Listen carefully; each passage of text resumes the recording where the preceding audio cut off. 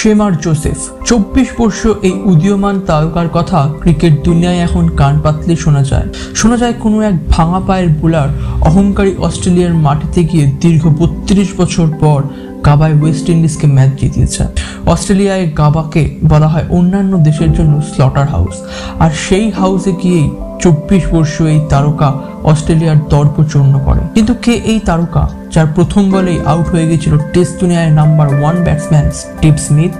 You're never gonna make it, you're not good enough. There's a million other people with the same stuff. You really think you're different? Man, you must be kidding. Think you're gonna hit it, but you just don't get it. It's impossible, it's not probable, you're irresponsible. Too many obstacles, you gotta stop it, yo. You gotta take it slow, you can't be a pro. Don't waste your time no more. Who the fuck are you to tell me what to do? I don't give a damn if you say you disapprove. I'm gonna make my move, I'm gonna make it soon. And I'll do it cause it's what I wanna fucking do.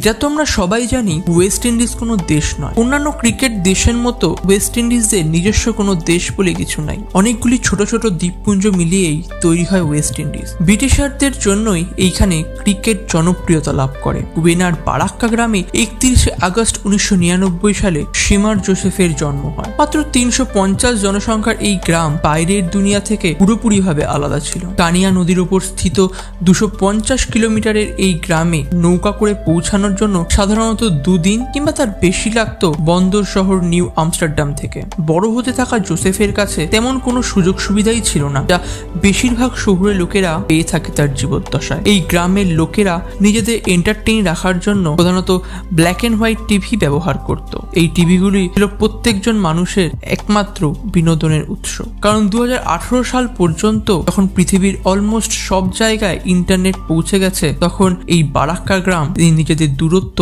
Internet থেকে বজায় রেখেছিল এবং 2018 সালে internet সবে মাত্র পৌঁছেছিল এই গ্রামে। ছোটবেলা থেকেই জোসেফ ক্রিকেটের বড় ভক্ত ছিল এবং তিনি ওয়েস্ট ইন্ডিজ তারকা পেস বোলিং এর লেজেন্ড কার্টলি অ্যামব্রোস এবং কার্টনি ওয়ালসকে ছোটবেলা থেকেই অনুসরণ করত।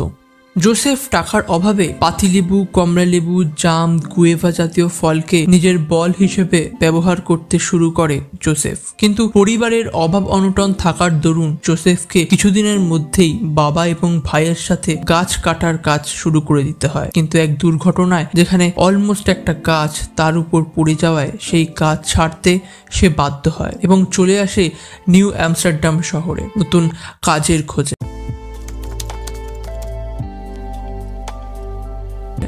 প্রথম দিকে জোসেফ একজন রাজমিস্ত্রির কাজ দিয়ে শুরু করলেও সে পরে একটি সিকিউরিটি গার্ডের জব নেয়, যা তাকে দিনে 12 ঘন্টা করতে হতো, যার ফলে আলাদা করে ক্রিকেটের জন্য অনুশীলন করা ছিল এক অকল্পনীয় ব্যাপার। কিন্তু কিছুটা ভাগ্যের পরিহাসে এবং অনেকটা প্রিয় মানুষের প্রচেষ্টায় এবং সাপোর্টে জোসেফ চাকরি ছেড়ে ক্রিকেট খেলার দিকে মনোযোগ দিতে শুরু করে। প্রথম দিকে ঘরোয়া ক্রিকেটে ছাপ ফেলতে শুরু করে জোসেফ, কিন্তু ছাপ ফেললেও তিনি নির্বাচকদের নজরে আসতে পারেননি। প্রথমবার শেমার জোসেফ মুসলিম ইয়ত অর্গানাইজেশনের নেটে বল করে এবং প্রথম বলেই তিনি উইকেট কিপারের হাত ফ্র্যাকচার করে দিয়েছিল। 1 বছরের মধ্যেই শেমার জোসেফ গুয়েনার জাতীয় দলে চান্স পেয়ে যায়। এরপর সময়ের চাকা ঘুরতে থাকে।